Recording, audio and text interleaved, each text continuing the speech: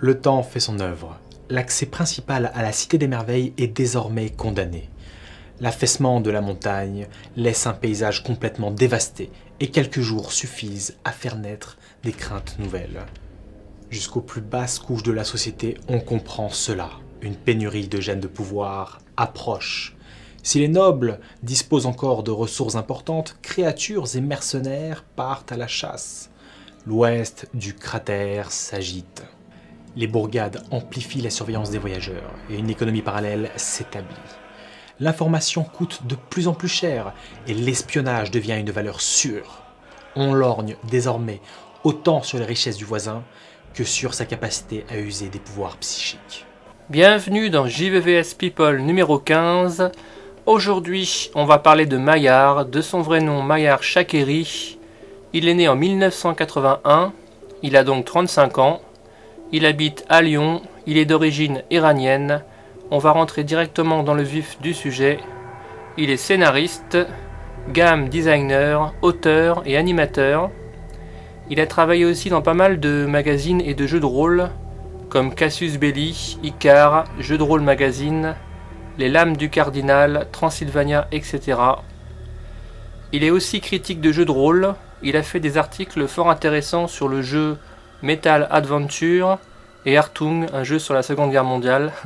Là on voit Les Lames du Cardinal, un des jeux qu'il a créé.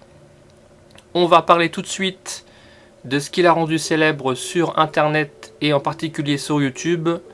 Je veux bien sûr parler d'Aventure, la série de Fred, joueur du grenier, qu'il a lancé sur Bazar du Grenier, sa chaîne secondaire. Donc Maillard est le MJ, c'est-à-dire le maître du jeu. Et je vais parler un petit peu de cette série Aventure pour ceux qui ne la connaissent pas.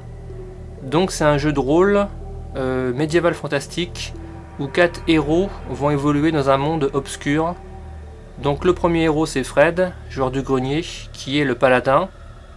Le deuxième personnage c'est Crane, qui est le nain.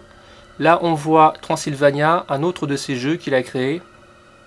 Donc après nous avons Bob Lennon en troisième personnage, qui est le mage de feu. Et pour finir, Seb, un demi-élémentaire d'eau.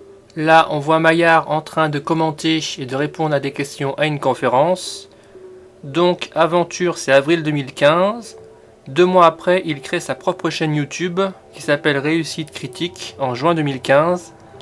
Il a plus de 30 000 abonnés en si peu de temps. Il faut savoir que c'est grâce à Joueur du Grenier, c'est vraiment lui qui l'a fait connaître du grand public. Alors qu'est-ce que ça veut dire Réussite Critique ? C'est tout simplement un lancer de dés qui est inférieur à 10.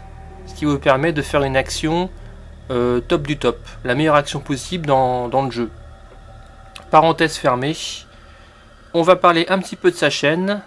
Donc, sur sa chaîne, il y a une nouvelle série qui s'appelle L'Appel de Cthulhu, où les joueurs évoluent dans un monde dans les années 1920, rempli d'occultisme. Donc, il y a 5 joueurs.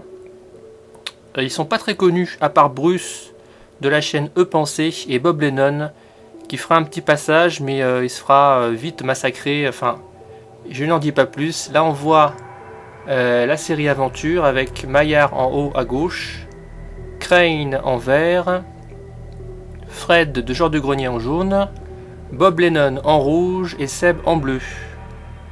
Donc en janvier 2016, il lance Starventure, qui est exactement la même chose que Aventure, sauf que c'est basé sur le thème Star Wars, sur un thème plus futuriste, avec des vaisseaux spatiaux, des sabres laser, enfin bref, Star Wars quoi, tout simplement.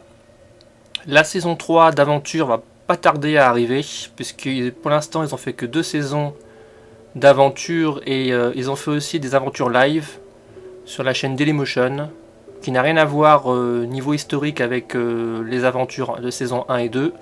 Là on voit justement l'appel de Cthulhu, avec Bob Lennon en haut à gauche et Maillard en haut à droite. Conclusion, je dirais que Maillard c'est quelqu'un de vraiment imaginatif, intelligent, qui possède un fort potentiel. Son boulot c'est du bon niveau, c'est adulte, sans être trop compliqué et chiant. Moi franchement je vous conseille cette chaîne si vous aimez un petit peu les RPG, l'aventure. Là on voit Réussite Critique justement dans Starventure. Donc si vraiment vous aimez un petit peu le suspense, les jeux papier, foncez sur cette chaîne, Réussite Critique. C'est vraiment du bon tout garanti. Je vous dis à très bientôt pour un nouveau JVVS People. Ciao ciao.